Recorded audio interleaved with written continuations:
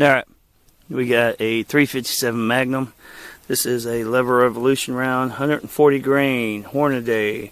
Muzzle velocity is 1440 and the energy is 644. Deep penetration, Lever Revolution round, roughly about 10 yards or so maybe. Shooting out.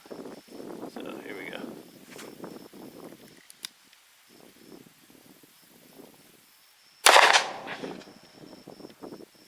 Alright, there we are.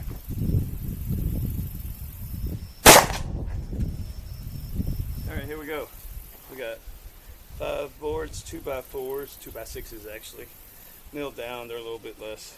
We did not have complete penetration of the Lever Revolution round. Did make good solid center contact, a little low, but here we go. Let's see how far we went in with the Lever Revolution. Did penetrate first board, second board, and out to the third board. That is, it's pretty solid coming out of the snubby. So it's coming out of that second one right there. And got it going in on the third one.